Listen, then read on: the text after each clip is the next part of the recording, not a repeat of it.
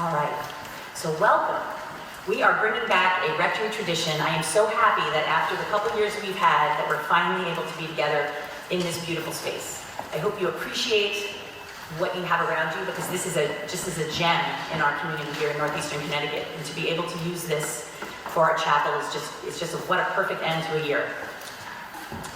So we call this Sending Chapel because we send off our ninth graders and others in the community that are leaving, and we send them off with our well wishes. So all week we're going to be celebrating the accomplishments of all of our students with athletic awards later today, academic awards, and then of course finally graduation. But however, today is a day where we're going to be doing that a little bit different in nature. It's a little bit of a different event, if you could say. It's a time to enjoy this beautiful space together, which we've, like I said, we haven't done in several years. It's a time to be together, to share our experiences, to tell our stories, and to reflect on how we've grown. And that's how we've grown on the inside. We've seen how you've all grown on the outside, especially you ninth graders. These are the things of the spirit, the things of the inside, which is why you hear sometimes we talk about the spiritual life committee. We're looking at the lives of all of us, not just students, but the ways we care for our soul, the way we care for the inside of who we are inside. These are the intangible things, the things we feel when we're with one another, when we're with our friends, when we allow ourselves some quiet time to unplug from all of the things that draw our attention, and just to be. So we began this year, our first chapel, some of you may remember, the theme had to do with everyone having a story. And I left you with the thought of finding out what other people's stories are. Get to know each other. Everyone comes with a story to tell. It was a time to think about the fact that we all have a story to tell, and it was the start of the year, and it was a good time to get to know each other through that. So it's fitting that today we're going to celebrate at our final chapel the other side of that same theme. A couple weeks ago, some of you don't know this if you're not in the ninth grade, but a couple weeks ago I sent out a Google form for ninth graders to fill out, and it asked them the following questions. If your life was a book and your time at Rectory was a chapter in the book, what would the title of that chapter be? So I want you to think about that for a minute, even if you're not a ninth grader. Just think for a minute.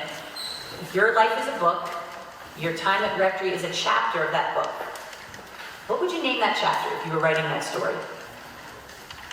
Well, I got responses from a bunch of ninth graders, and some of those ninth graders were brave enough to say, yeah, I want to share that at chapel. So that's what we're going to be hearing today. We will hear from the voices of many of our students and faculty. We will learn about the ways in which their chapters at Rectory have been an important part of their story. And we're going to hear from a couple faculty. There are a few faculty that are leaving Rectory for various reasons, and so while we would have loved to have heard all of their stories, we've chosen a couple who've been here for only a few years, and one particular faculty who's been here for 20 years. So before we hear from them, let's begin, as we always do, with the reading of our Rectory Chapel Covenant together. It is on your program, and let's read that together. We are each on a sacred journey to understand who we are in the context of the wide and wonderful world we share with one another. Though our neighbors' journeys may at times seem different from our own, we honor, respect, and celebrate that each one of us is wonderfully created, each one of us is special, and each person's journey is indeed sacred. And as is also tradition at Rectory, we're going to light our peace candle. And before we do, I just want to make a comment about this peace candle. We sometimes go through the motions of traditions, and this is the case in all churches and all institutions. It's like, oh yeah, now we light the peace candle. But I think we all would agree there's a lot of areas of this world, in our own community, in the town of Pomfret, in our country, in the world, where peace is not something that is being taken for granted. There's a lot of life brings us sadness and challenges. So if we could take the first part of our peace candle time just to sit in quiet before I ask our musicians to play. And just remember that while we may be celebrating here in our little Pomfret bubble, there's a lot of places in this world that are hurting right now, and whether you believe in prayer or whether you believe in just sending out a good thought, I think it's a really good time to just kind of hold that in our minds and in our hearts as we think about peace in our world. So I'd like to invite Joba to light the peace candle. And in just a minute, I would like to invite Lucy and Gina to play some music for us.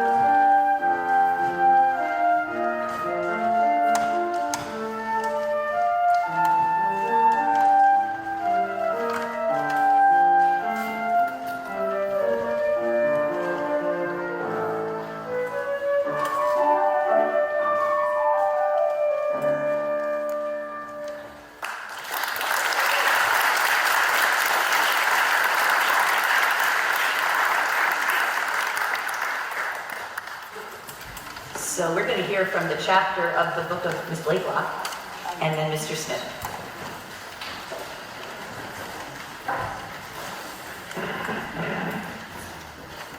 Good morning.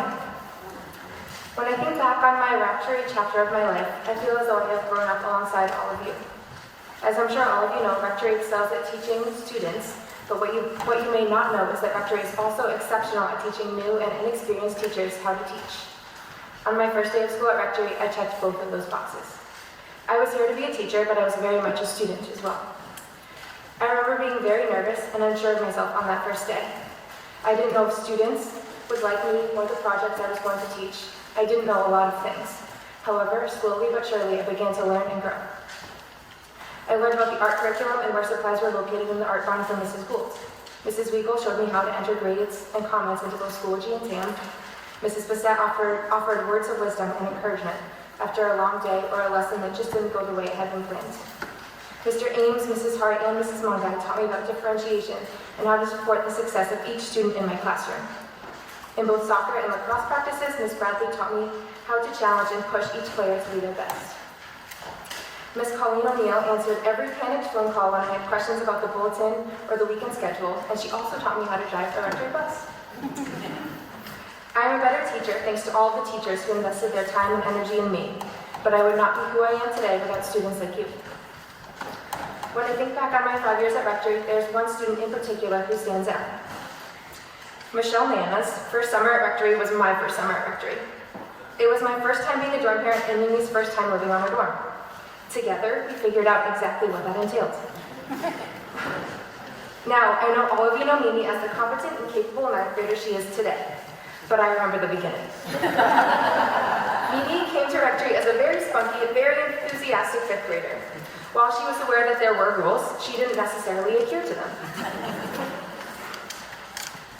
Mimi taught me how to cure chronically itchy leg syndrome, a very rare condition that only strikes between the hour of 11 p.m. and midnight, and truly made it impossible for her to fall asleep without knocking on my door and begging for copious amounts of lotion. Somehow this was never a problem the next morning. Mimi taught me the importance of a safety harness at Storrs Adventure Park. After watching this fearless fifth grader make her way through each obstacle set in her path, I also watched her test the limits of that very same safety harness. You can ask her for more details about that story. Mimi taught me the importance of patience, kind words, when to hold boundaries, and how to laugh with her and occasionally at her. Needless to say, Mimi and I learned from each other, and I feel like we have grown up together. This story about Mimi is just one example. I could share many stories about each and every one of you. What you may not realize is that while you were all very busy learning math, science, and of course arts, I have been very busy learning from you. You taught me how to be a better teacher, a better dorm parent, and a better listener. As I look ahead to the next chapter of my life, I'm still being guided by and learning from my students. When Mr. Smith and I told all of you about our upcoming move to Korea, we were bombarded with advice, words of encouragement, and restaurant recommendations by our Korean students. Rectory is not an easy place to say goodbye to. This community is special. It is because of this community and all the growing and learning that I did while here that I feel prepared for a new challenge and a new adventure. So, to all who have taught me in my time at Rectory, thank you. I will miss you very much.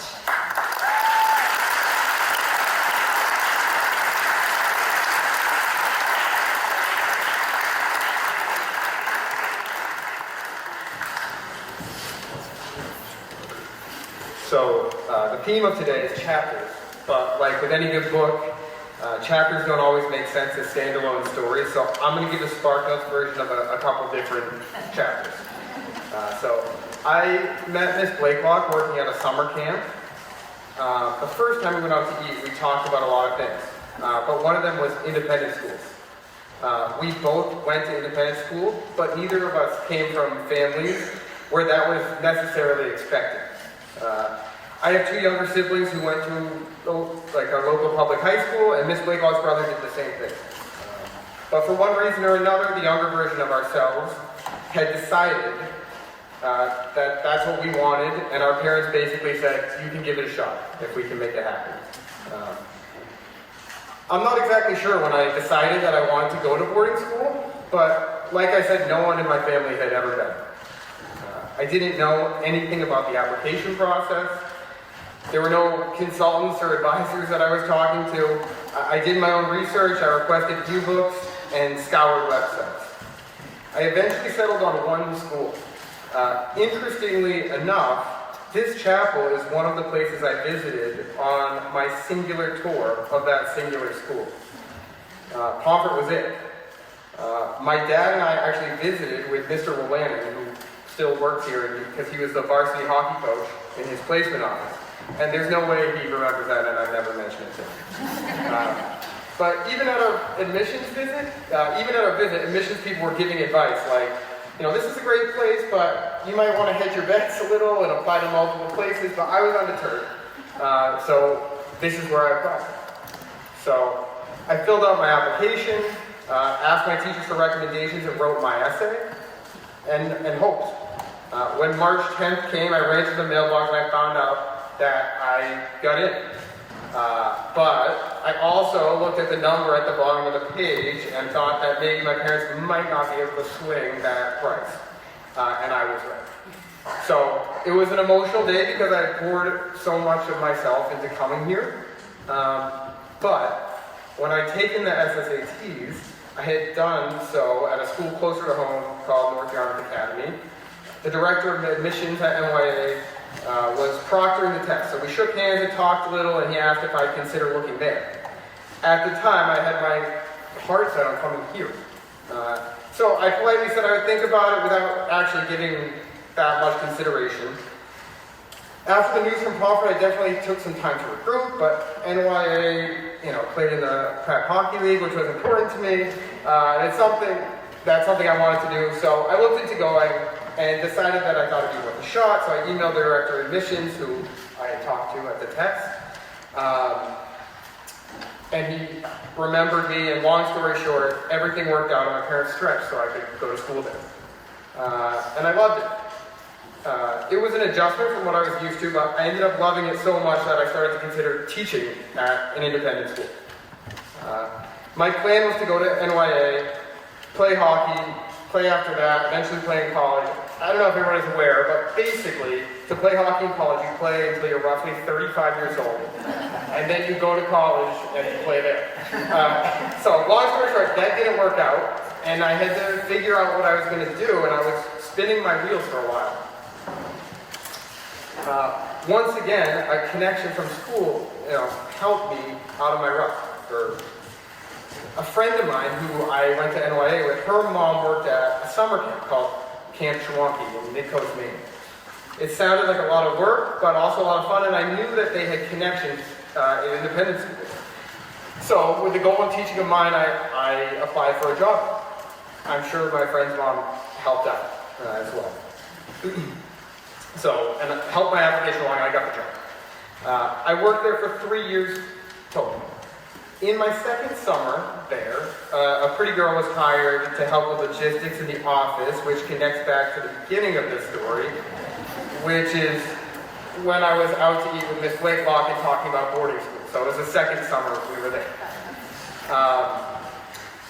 So my third and final summer working there was 2015. I had begrudgingly accepted an internship offer at a school in Ohio that I was supposed to start after Camp Ed. So that is until Mr. Williams emailed me in August saying that he'd seen my profile on a website that helps schools find teachers and teachers find schools. And he mentioned that he had actually chaperoned a school trip to Chewonki when he was a young teacher. So we eventually planned on an interview time after camp ended. So if you kept the timeline in your head, camp ended in August. I was supposed to leave for Ohio in August, and my interview at Rectory was in August. So I was cutting it close.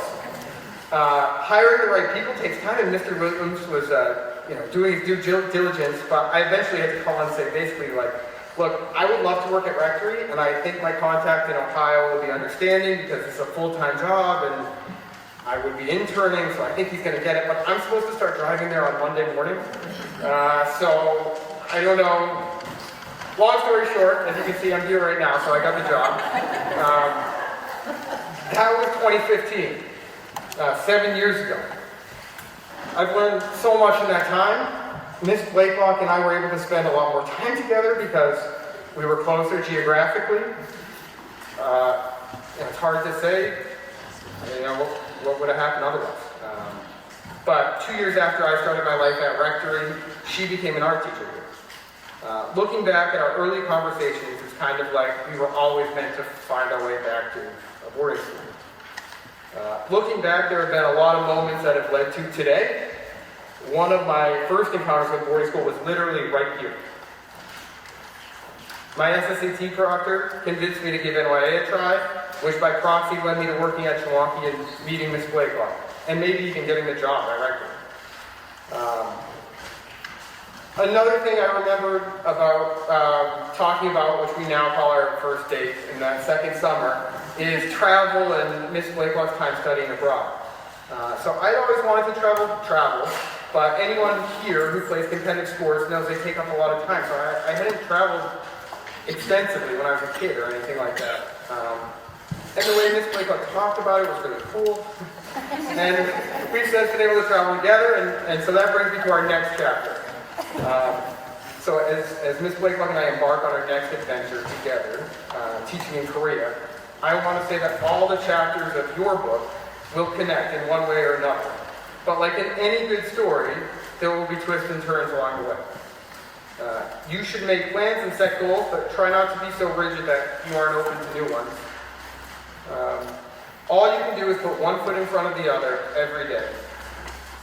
I've walked many steps down my own Rectory road, but as this period comes to a close, I know that I'll look back on it with lots of memories and relationships to take with me. And like all the other places I mentioned, I'll carry them with me forever. Thank you.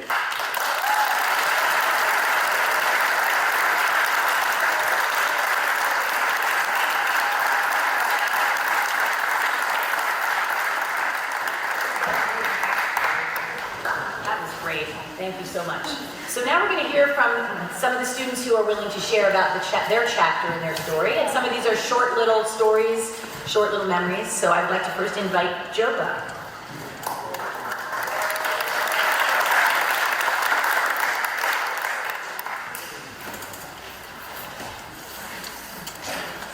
Good morning, Rectory. My name is Joba, and my chapter at Rectory is called Redeemer, the short but meaningful one to me. You see, I've had a hard time with myself in life, and coming to Rectory was one of them. I feel as if the second chance that Rectory gave me has helped me greatly on my journey. I can recall sitting in my room on a weekend afternoon. I usually don't pay attention to my thoughts so I don't get lost in them, but this time I accepted them, and hopefully do not regret it. I recalled why I came to Rectory, who I was before I came to Rectory, and what I was becoming out of Rectory. I thought about all the people I've met, all the connections and relationships I've made. I also thought about the weak relationship that I've struggled to hold with my dad. But no matter how much I downplay it, Rectory has brought a light to my life, which at the time seemed pitch black.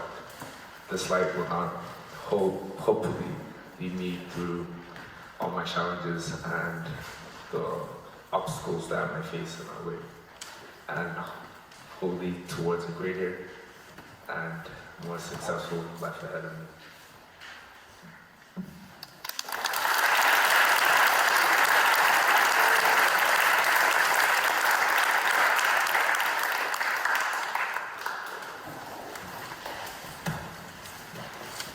Hi everyone, my name is Lucy and I'm a 9th grader. It's my 3rd year in Rectory. So I came from Shanghai, China, and I came in Rectory for a change. A really great one, and I have tons of joy in it. So I guess I'm not really prepared for some of the hardships that may occur. And then the COVID starts, everything becomes so much more difficult, online classes, even secondary school applications. And I have a lot of friends and teachers that keep encouraging me and make my better moments sweeter all the way along. Until the moment when the result of my secondary school application came back. I always thought that I would be getting into one of the top schools in my list, but I didn't get what I wanted most, and I was really devastated because it's not really something that I've planned about. And unlike other moments where I can seek for a lot of help and comfort, I just don't know who to talk to because everybody seems so immersed in joy, and meanwhile my incompetence started to kick in. I was thinking that maybe I'm just not doing enough, and what if I tried harder? Until the moment someone approached me, a teacher. He asked me how was I doing in the process, and I told him the truth, which is I did not do really well. And he offered help. He offered some extra recommendation to the school I'm still applying to. I'm still waiting for. And what touched me the most is something he said to me. He said, "You've earned the respect from me," and it is a really great thing for me because I was feeling incompetent and for a really long time, and his words making me more secure, feeling that maybe someone is still seeing the good things in me. Mr. Healy had been my volleyball coach for 3 years. Ever since the first year I started in Rectory, he started to encourage me, even though I'm the youngest member of the team and I'm not that skilled as a player. One thing he told me back then is that you gotta be nice to listen, meaning I probably should stop beating myself up too hard. And every time his words gets under my skin and warm me really warm. 3 weeks ago, he approached me again and asked me how was I doing, and I told him I probably don't stay to the same school. And he said maybe things happen for a reason, and I'll find some unexpected surprise in my school. To be honest, he didn't really look like the kind of person that can be super duper warming and comforting. But every time, but every time, he always managed to cover me and make me feel better through his own means and make my the moment sweeter. Thank you.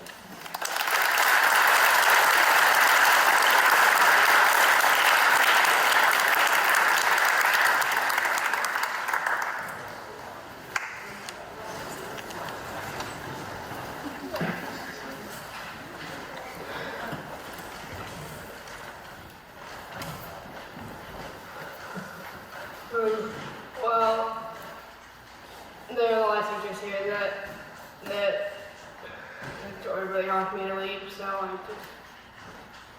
I'm making a with a lot of teachers, so I just want to say thank you. And one of them won this badly. Math has always sort of been a struggle for me, but she really inspired me to do it, and I'm really thankful I got to know her.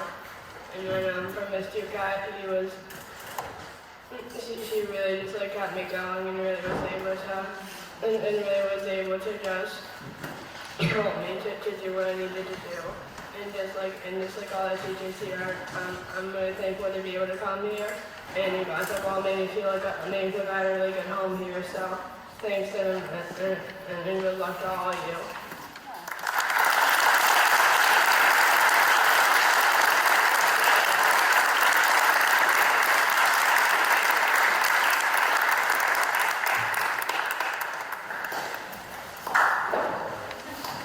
Now I'd like to invite Brooke and Rowan to sing a song. They're going to be way back there, but you'll hopefully be able to hear them.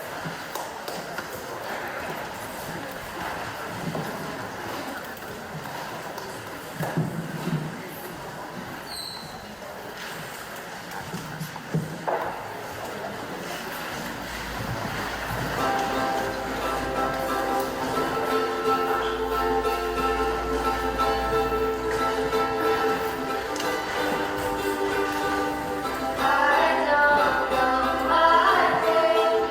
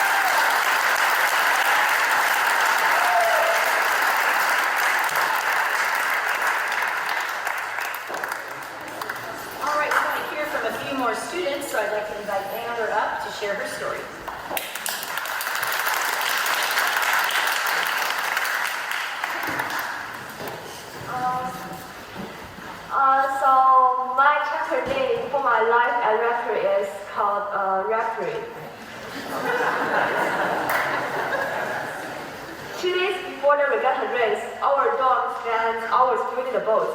Everyone participated.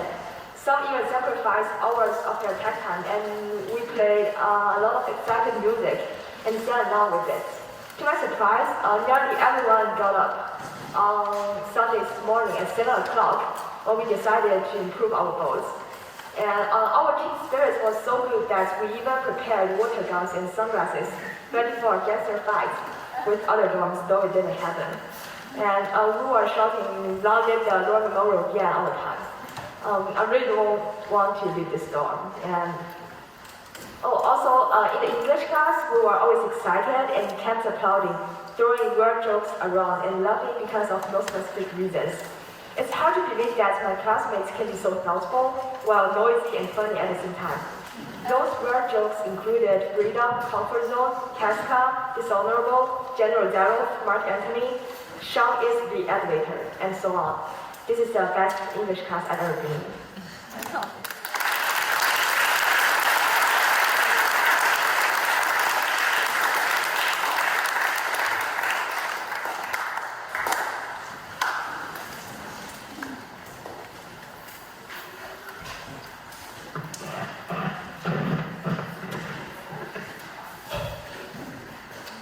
My name is Money, and I got very emotional by each of the speakers that just spoke. And this is my 5th year at Rectory. I realized that this was going to be my last time speaking in one of the chapels in Rectory. And originally, I wasn't planning to speak right here, but I think Mrs. has done a great job convincing me. And today, my chapter at Rectory really goes to one of the students and one of the teachers. So let's start. Goodbye may seem forever. Farewell is like the end. But in my heart is the memory, and there you will always be. Walt Disney. When I came to Rectory, I still vividly remember I was only able to speak 2 things. Hello, my name is Money, and how are you? I'm good. This was a fresh beginning for me, also a scary one. No one thought that a kid who doesn't know any English could survive in a boarding school full of English speakers. There were no parents with me, no translator, no nothing. But as time drove on, I realized my friends can always be the pillars behind my back. I still recall how Miss Fluckiger asked me a question during English class, which I struggled to answer one day. I stood there frozen.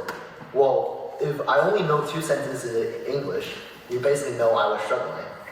Just as I was about to cry in front of the whole class because I didn't know what to say or how to say, Sean, one of the first friends I met at Rectory, stepped up to help.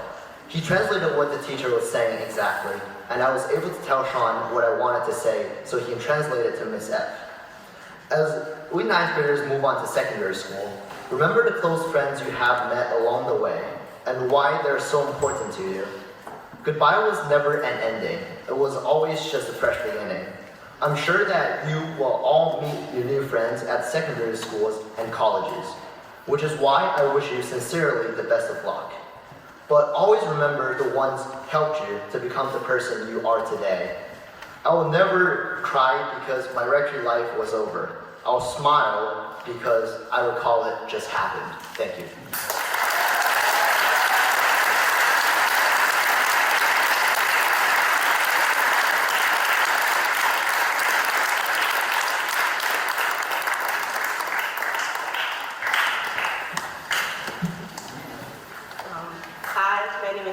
From Miss Whitlock's story. I'm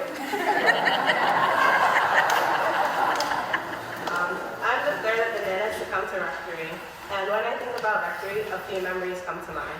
One of my earliest being moving my sister Mary into her dorm. I would go into Miss O'Neill's freezer, see O'Neill's freezer, and take her ice pops. And one of my earliest memories would be, as Miss Whitlock said, complaining to her around like 11 at night, complaining I had itchy legs, when really, my confession, I just didn't feel tired to sleep. Teachers 5 years ago might remember all the trouble that I caused, and I'm sorry. I would like to think I've come a long way, and being at Rectory for 1/3 of my life is a very long time. Since my family came to Rectory, it has helped me socially, but not academically, since my teachers always compare me to them. But being that way, I was able to set my goals to succeed. Rectory has taught me independence and maturity, from bungee jumping at the ropes course, waking the clock up, to learning how to swim. Rectory has taught me a lot. My perspectives have changed from 5th to 9th grade, and I am very happy about the lifelong friends that I've made here and the teachers who have taught me well. I will miss this school dearly, but I know it's time to flip the page into a new chapter of my life. Thank you.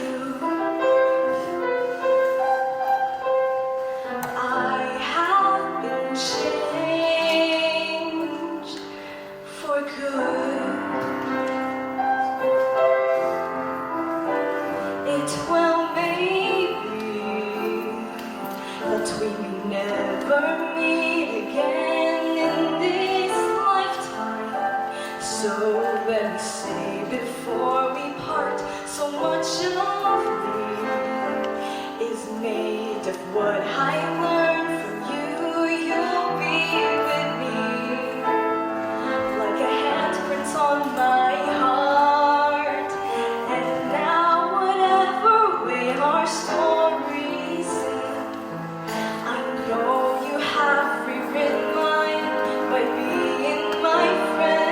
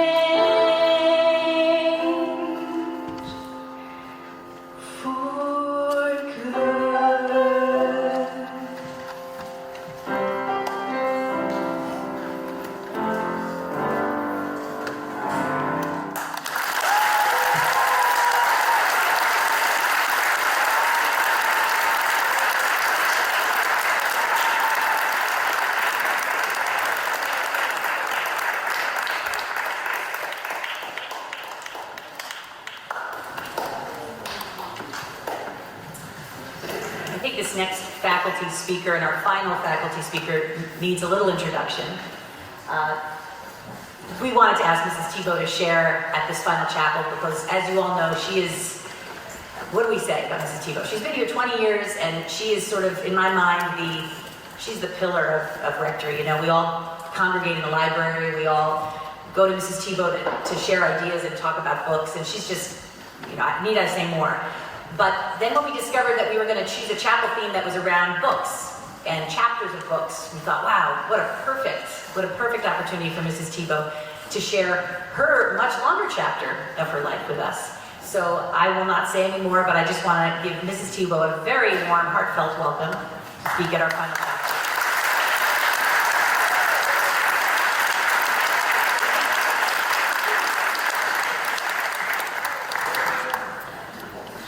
Good morning.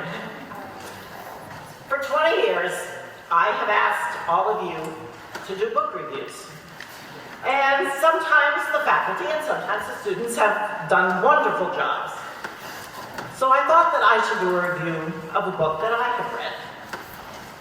Today, I would like to review a book that I know very well. The title is The Life of Mary Tebow. It was written by her, with contributions by many others. I haven't finished reading it yet, but more on that later. The main character, Mary Martha Christophery, was born in the small town of Putnam, Connecticut on November 13th, 1953. Yes, it was a Friday. Her parents were Antonio Angelo Christophery and Genevieve Claire Sherlock Christophery. Mary was an only child, but there were so many children in the neighborhood that she never felt lonely. She also had 3 imaginary friends, Patsy, David, and Poochie, a puppy. And they kept her a lot of company. But her favorite thing was to ride her bike downtown to the Putnam Library and read, especially in the summer because it was air conditioned. The librarian there was always recommending books to her, and Mary would sit on the floor in the corner and read. Her mom would often have to call the library and ask him to send her home.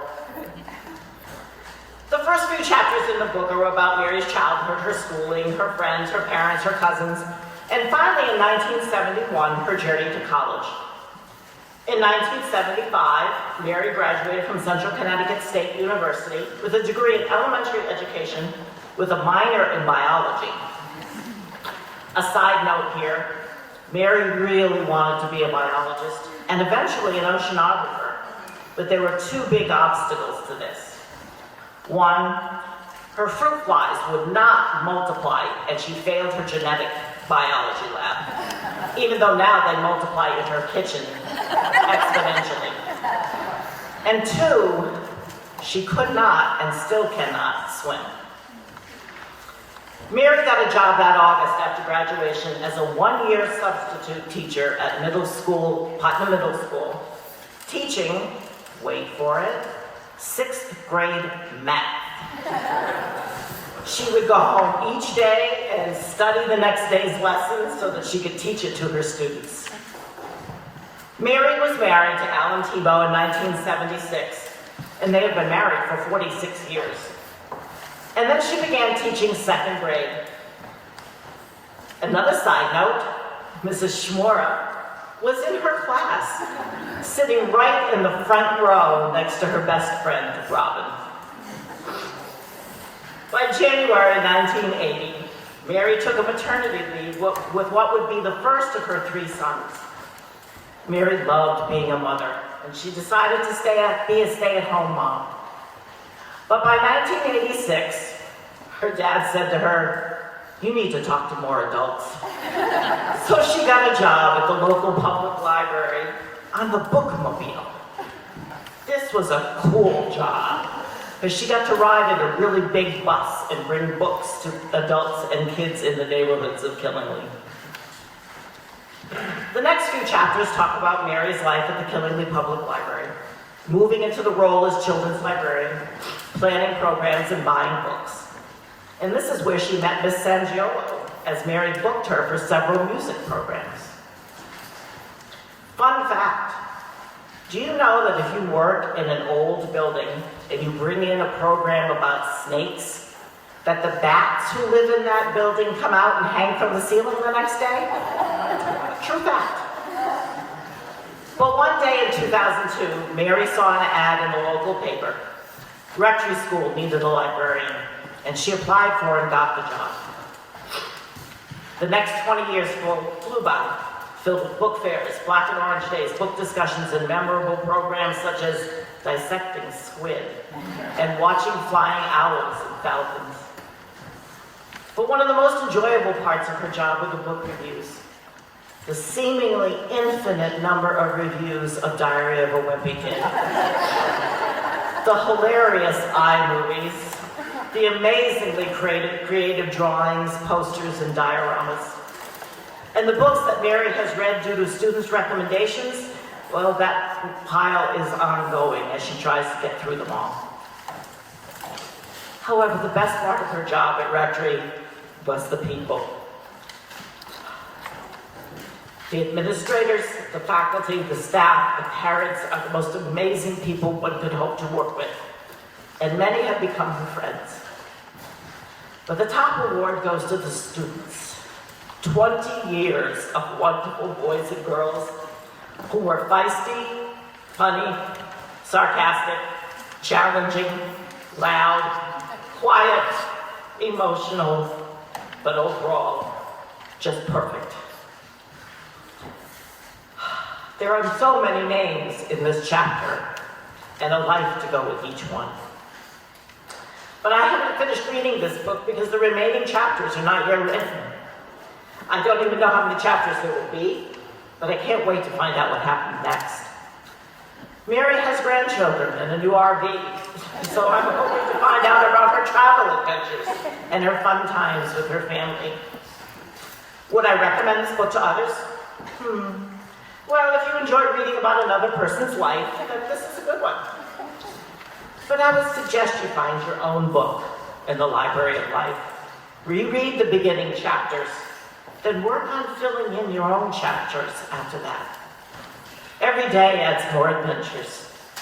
All of you have many more chapters to add to your books, and I can't wait for you to write them. Often our lives intersect with others' lives, as mine do with Miss Shimura, Miss Sangiolo. And this just makes the book more interesting.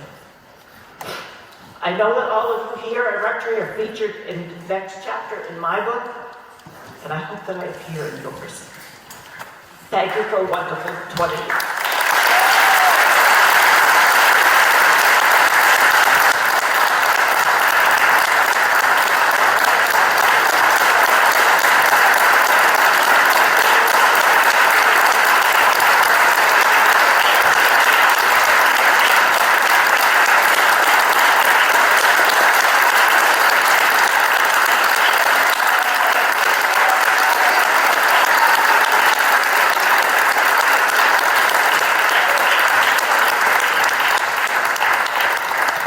Thank you all so much. You have no idea, when I first came here 20 years, how scared I was. And today, this place will never leave me. Rectory remains a part of you. It'll always be there. You just have to find it. And you need to remember, too, that all the people you've met here, all the 4,000 students I've met here, they're all with you too in some little shape or form. Don't lose that. Thank you.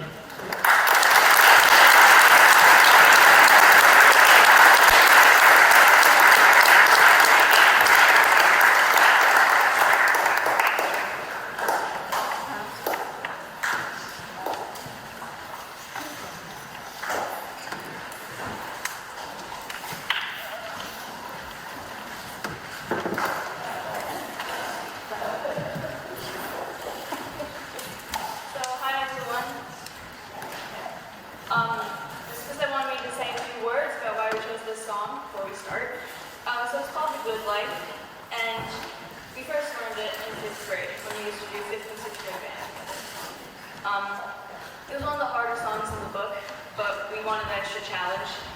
So we would always like go down the hallway or go to the side room while our classmates did stuff as a group, and we would practice the song together until we eventually got it. We were really proud of ourselves. Obviously now we're in 8th grade, not 5th grade, and the song's pretty easy now. But we thought we'd play it again here to remember those good times. And it has a little twist though, since it has a piano accompaniment part, the original part does. I made a second part, so Gina's going to play that part, and I'm going to play the original part, and Gina's part's going to be based on the piano part.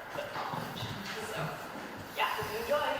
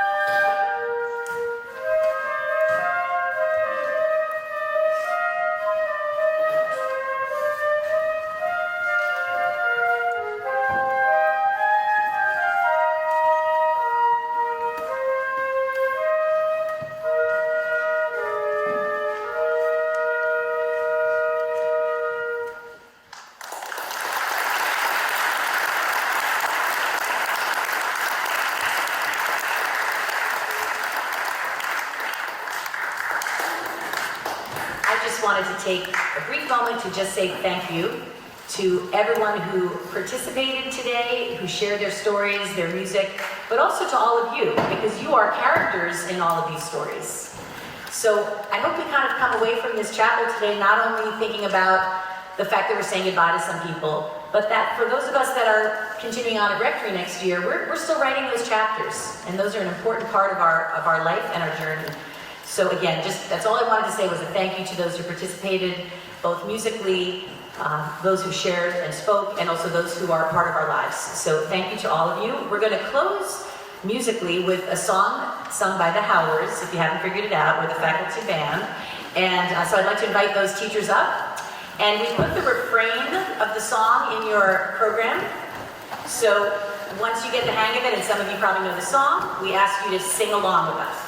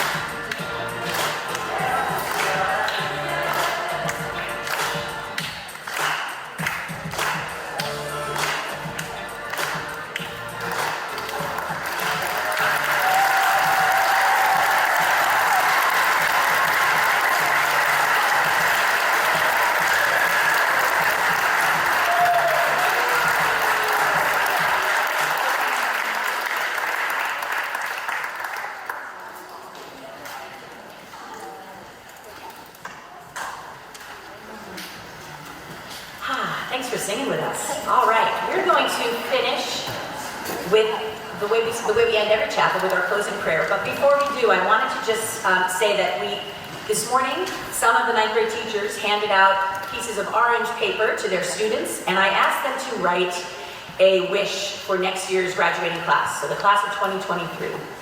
A wish for them, or words of wisdom, something positive and encouraging that we're going to collect and pass on to next year's class. So after our closing prayer, when I dismiss you all, if we could have the ninth graders leaving first. And I will invite Ashma at that time up. She will hold this beautiful gift box. And ninth graders who have their orange papers, they can place them in here as you exit. For ninth graders who are ready, turn them in to Mr. Smith or whoever the teacher was. If you could just take one of these random ones and put them in the box for me, okay? So we will conclude with our closing prayer. That was just that. Yes? That we'll go to C period and keep your masks because we'll have athletic awards today. Okay, yes, so we're going to go actually to C period right after chapel. Don't throw away your masks because you will need them for the athletic awards in the 10, right? Okay, so let's finish with our closing prayer. Please join me. May you always be welcomed by 3 things: in a garden in the summer, at the fireplace in the